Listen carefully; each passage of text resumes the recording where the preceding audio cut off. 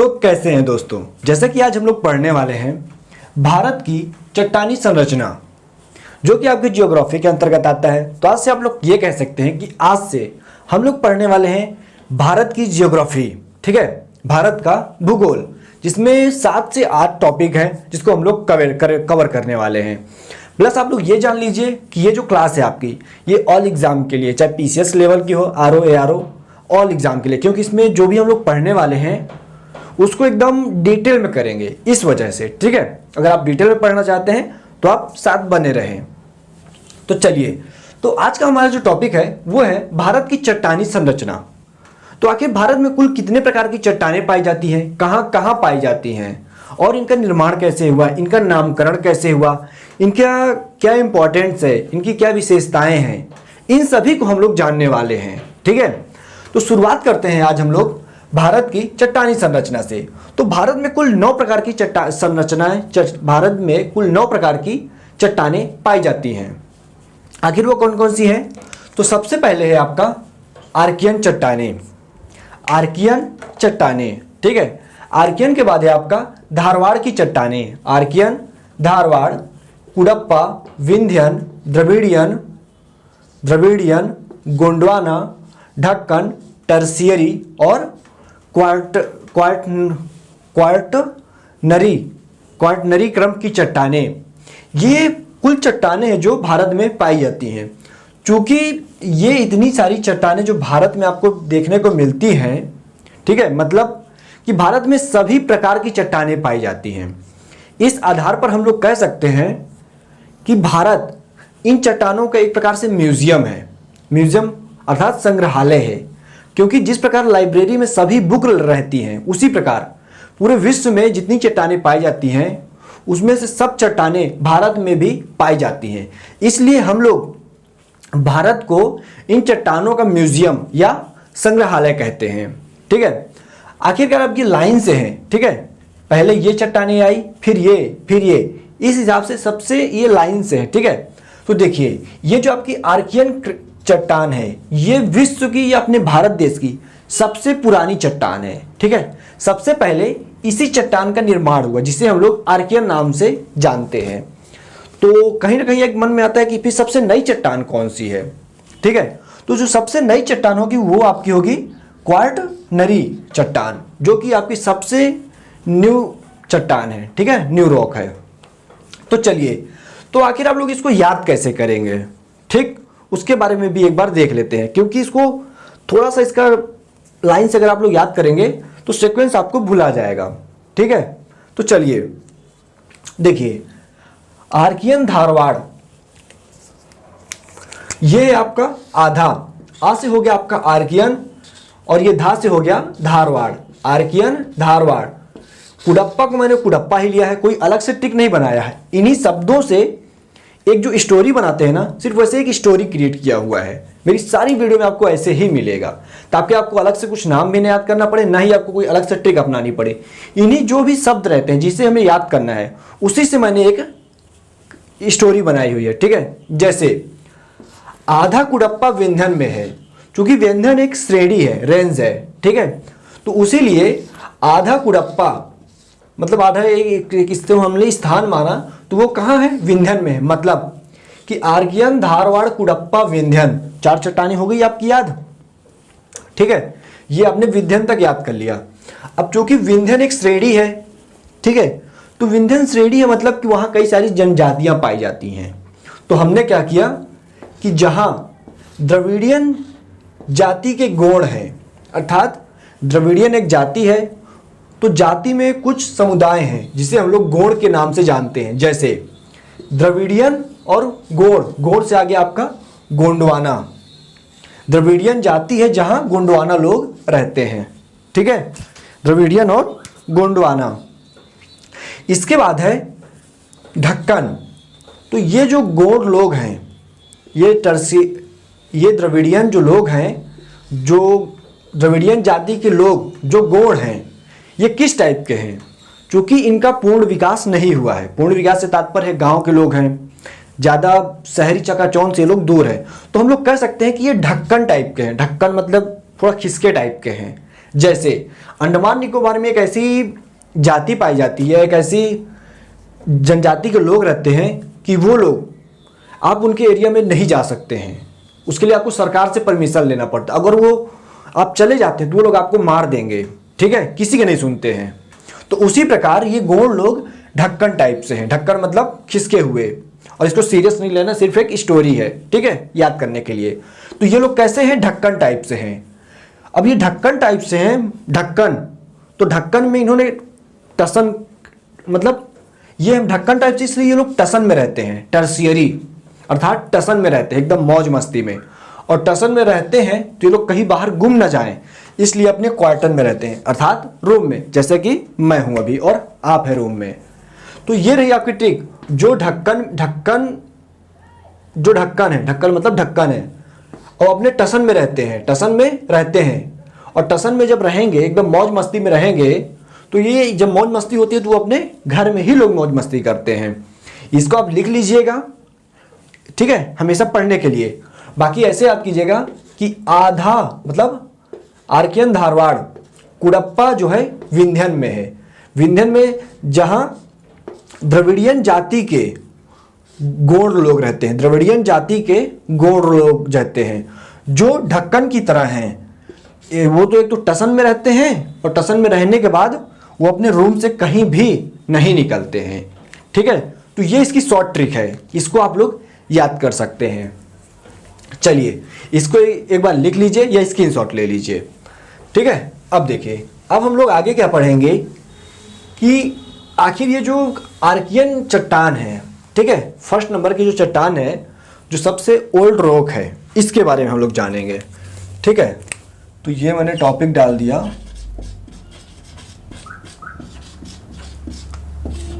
Archaean क्रम की चट्टान, ठीक है। ये रहा आपका आज का टॉपिक। तो आखिर ये आर्कियन क्रम की चट्टान, तो हम लोग इसके बारे में पढ़ेंगे क्या क्या। तो पहले हम लोग टॉपिक को देखते हैं। जैसे पहले तो इसका आप लोग नामकरण देखेंगे कि आखिर इसका नामकरण कैसे हुआ। नामकरण के बाद हम लोग देखेंगे कि इसकी उत्पत्ति कैसे हुई, ठीक है। उत्पत्ति होने के बाद ये कहां कहां पाई जाती है भारत में, क्योंकि हम लोग इंडियन ज्योग्राफी पढ़ रहे हैं, तो उस हिसाब से हम लोग देखेंगे कि भारत में आखिर ये कहां कहां पाई जाती है, ठीक है। ये चट्टानें आखिर इसकी विशेषताएं क्या क्या हैं, ठीक है। विशेषताएं के बाद पांचवा पॉइंट होगा कि इसका क्या क्या महत्व है, ठीक है। तो ये आपके 5 पॉइंट हैं जो इन सभी प्रकार की चट्टानों में हम लोग बात करने वाले हैं, ठीक है। तो इन पॉइंट को सब में आप लोग याद रखिएगा। तो चलिए अब है हम लोग देखने वाले हैं कि नामकरण। पहला टॉपिक डाल दिया, पहला पॉइंट नामकरण। तो नामकरण, तो सबसे पहले हम लोग इसका नाम लिखते हैं। इसका नाम क्या है? आर्कियन, ठीक है। आर्कियन इस चट्टान का नाम है। तो आर्कियन इस चट्टान का नाम है, तो आर्कियन को हम लोग और क्या कह सकते हैं? आर्कियन का मतलब क्या होता है? तो आर्कियन का मतलब होता है आद्य। जैसे अगर हम लोग हिस्ट्री से कंपेयर करें तो जो सबसे पुराना इतिहास है, सबसे पुरानी हिस्ट्री है, जिसे हम लोग आद्य इतिहास कहते हैं, ठीक है। आद्य मतलब होता है पुराना। तो ये हम लोग आद्य का अर्थ क्या जानते हैं? पुराना, ठीक है। आर्कियन मीन्स होता है आद्य, और आद्य का मतलब होता है पुराना, ठीक है, मतलब ओल्ड, एकदम से ओल्ड, ठीक। तो ये भी आप लोग जान लीजिए कि आद्य, आद्य को हम लोग संस्कृत में क्या कहते हैं? आद्य जो लिखा हुआ है, क्योंकि पुराना को हम लोग आद्य कहते हैं, पुराना को हम लोग आद्य कहते हैं, और आद्य को हम लोग पुराना कहते हैं, ये तो हम कंफर्म है, ठीक है। लेकिन आद्य को हम लोग संस्कृत में क्या कहते हैं? संस्कृत में क्या कहते हैं? तो आद्य को संस्कृत में आर्कियन कहते हैं, ठीक है। आद्य को संस्कृत में आर्कियन कहते हैं। तो यहां से इस संस्कृत में जो हम लोग आद्य को आर्कियन कहे, तो इस हिसाब से इसका नाम आर्कियन क्रम की चट्टानें कहलाया। क्यों कहलाया? क्योंकि ये सबसे पुरानी चट्टानें थी, ठीक है। तो आद्य से इसका नामकरण हुआ, ठीक है। फिर क्या है आपका नेक्स्ट पॉइंट, तो नेक्स्ट पॉइंट है आपका क्या है, अब उस पे देखते हैं कि आखिर इसकी उत्पत्ति कैसे हुई। ठीक है, उत्पत्ति, उत्पत्ति, तो अब उत्पत्ति की बात करते हैं, ये है आपका सेकेंड पॉइंट। तो आप लोग जानते हैं कि ये सबसे ओल्ड रॉक है। ओल्ड रॉक से तात्पर्य है कि ये सबसे ज्यादा पुरानी चट्टान है। तो अगर ये सबसे ज्यादा पुरानी चट्टान है तो हम लोग कह सकते हैं कि ये चट्टानें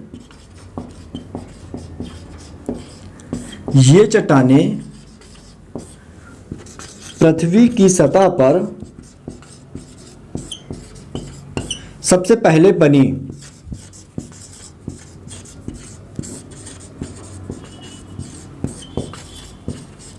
ठीक है, अब ये सबसे ओल्ड रॉक है, तो ओल्ड रॉक क्यों है, कहीं ना कहीं मन में तो आता ही है। तो इसलिए है क्योंकि ये चट्टानें पृथ्वी की सतह पर सबसे पहले बनी, इसलिए ये ओल्ड रॉक है। ठीक है, तो हमको ये नहीं पता करना कि ये ओल्ड रॉक है कि न्यू रॉक है, हमें ये जानना है कि इसकी उत्पत्ति कैसे हुई। तो सुनिए, तो ये पृथ्वी की सतह पर जो है सबसे पहले बनी, तो आखिर पहले कैसे बनी, तो ये जो चट्टानें हैं ये चट्टानें शीतलीकरण से बनी। ये चट्टानें पृथ्वी के शीतलीकरण से बनी, ये इसका आंसर होगा। वन वर्ड में कहें तो पृथ्वी का जब शीतलीकरण हुआ तब जाकर के ये चट्टानें बनी। लेकिन ये शीतलीकरण क्या होता है, ये जो शीतलीकरण है ये होता क्या है, ठीक है, तब उसको देखते हैं। इसको मैं मिटा दे रहा हूं, जगह कम है अपने पास। ठीक है, तो आखिरकार ये शीतलीकरण क्या होता है, ठीक है ना, ये भी एक उत्पत्ति का ही एक पार्ट है, समझ सकते हैं आप लोग।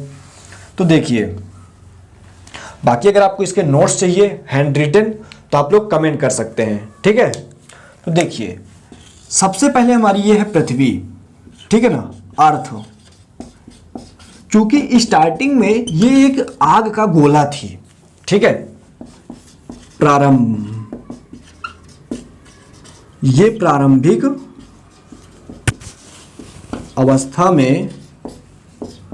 प्रारंभिक अवस्था में क्या थी, ये एक आग का गोला थी।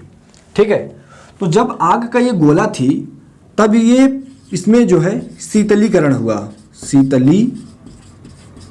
शीतलीकरण अर्थात पृथ्वी जो है वो ठंडी हो गई। पृथ्वी क्या हो गई, ठंडी हो गई। अब जब पृथ्वी ठंडी हो गई तो ये कठोर, इसकी जो सतह है, सतह, ऊपरी सतह, वो सतह जो है कठोर हो गई। अब जब इसकी सतह जो है कठोर हो गई, एकदम टाइट, ठीक है, तो जब इसकी सतहें जो कमजोर, एकदम मजबूत हो गई, तभी से इस प्रकार की ये जो आर्कियन क्रम की चट्टानें हैं इनका निर्माण हुआ। तभी जो है चट्टान का निर्माण हुआ,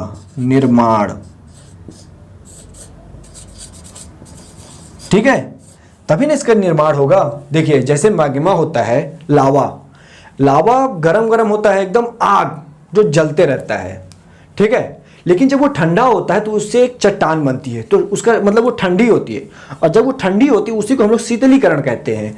तो यही यहाँ पास भी यही है कि इसका शीतलीकरण हुआ तो ये आग का गोला जो है ठंडा हो गया, और इसी प्रकार ये क्रिया होते रही। जब ये ठंडा हो गया तो इसकी जो सतह है वो एकदम कठोर हो गई, और जब कठोर हो गई तो इस प्रकार की चट्टान का निर्माण हुआ।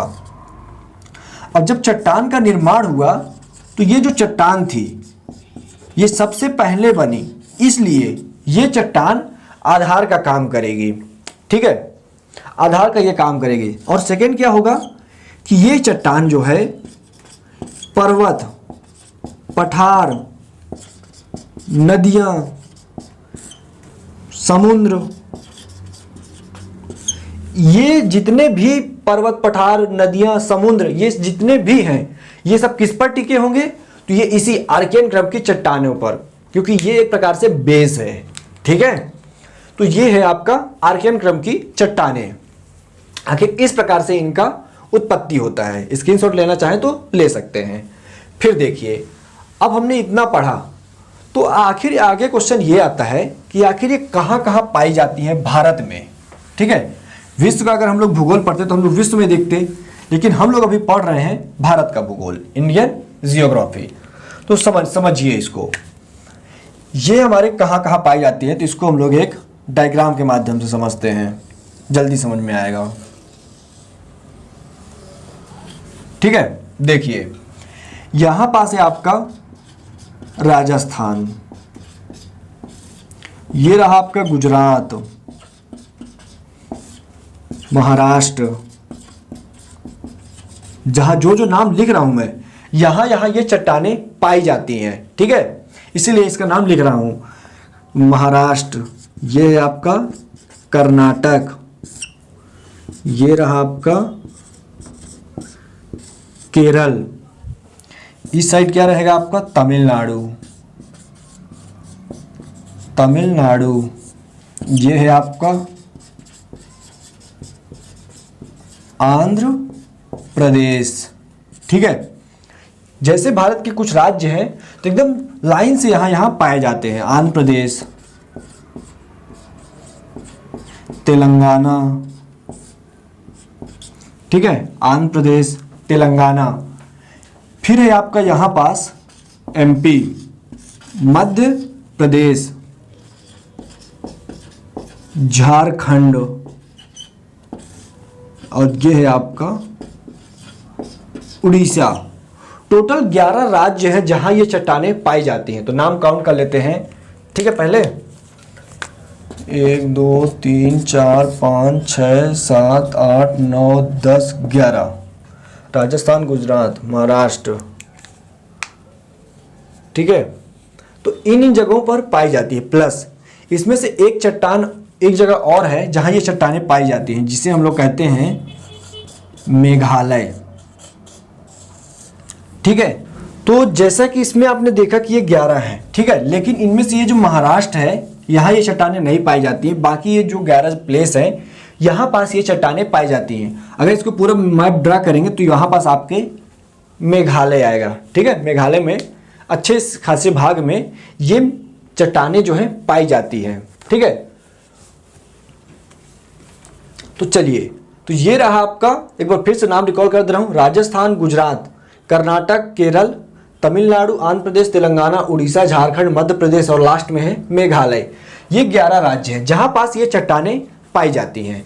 इसके बाद हम लोग ये देखते हैं कि आखिर इनकी विशेषताएं क्या क्या हैं। ठीक है, अब इनके विशेषताओं पर एक नज़र डालते हैं। देखिए, अगर आपको एक विशेषता पता है तो आपको सारी विशेषताएं पता चल जाएंगी, लेकिन उसके लिए पढ़ना भी जरूरी है। तो चलिए देखते हैं। जैसे ये है आपकी विशेषताएं। ठीक है, तो भारत की ये सबसे प्राचीन चट्टान है। आप लोग भी जानते हैं और हम लोग भी जानते हैं कि ये सबसे प्राचीन चट्टान है। अब अगर प्राचीन चट्टान है तो आखिर कैसे ये प्राचीन चट्टान बनी? तो जब पृथ्वी का शीतलीकरण हुआ तब ये चट्टानें बनी थी। अब शीतलीकरण जब हुआ तो ये चट्टानें किस रूप में पाई गई? एकदम कठोर चट्टानों के रूप में पाई गई। या हम लोग ये कह सकते हैं कि ये चट्टानें कठोर चट्टानों का एक उदाहरण है। ठीक है, अब ये कठोर चट्टानें हैं, तो चूंकि ये कठोर जो चट्टानें होती हैं, आप लोगों ने भी जंगलों में देखा होगा, इतनी बड़ी बड़ी शिला जो होती हैं, या जो शिला को ही आप मान के चलिए, तो अगर उनके ऊपर अगर आप लोग पानी डालते हैं तो क्या एक इधर से डाले और इधर बाहर से निकल जाएगा? नहीं निकलेगा। तो वही बोल रहा है कि ये अपारगम्य चट्टानों का उदाहरण है, अर्थात इनके बीच से पानी पार नहीं होगा। ठीक है, मतलब इनके में एक भी गैप नहीं पाया जाएगा। पारगम्य का अच्छा सा मतलब यही निकलता है। फिर क्या है कि यहाँ जीवाश्म अनुपस्थित होता है, क्योंकि इनमें इन चट्टानों में जीवाश्म नहीं पाया जाता है, इस वजह से इसमें जीवाश्म ईंधन भी नहीं पाया जाएगा। ठीक है, जहां जीवाश्म रहेगा वहां जीवाश्म ईंधन पाया जाएगा। ठीक है, तो हम लोग यहाँ कह सकते हैं कि यहाँ जीवाश्म ईंधन की अनुपस्थिति है। ठीक, अब देखिए, ये जो है प्राथमिक क्रम का उदाहरण है, मतलब कि ये सबसे पहले ये चट्टानें बनी, इसलिए हम लोग कहते हैं कि ये प्राथमिक चट्टान का उदाहरण है। ठीक है, अब देखिए, ये जो चट्टानें हैं, ये चट्टानें अपने मूल स्वरूप में नहीं है। मूल स्वरूप में नहीं है, इससे क्या मतलब हो सकता है, थोड़ा सोचिए। तो इसको हम लोग ये कह सकते हैं कि ये चट्टानें इतनी पुरानी हैं कि इनका रूपांतरण हो गया है या इनका स्थानांतरण हो गया है, ये किसी और चट्टान के रूप में पाई जाने लगी, अर्थात उनका नाम जो है चेंज हो गया है। जैसे ये मूल स्वरूप में नहीं पाई जाती, अर्थात इनका रूपांतरित हो चुकी हैं। ठीक है,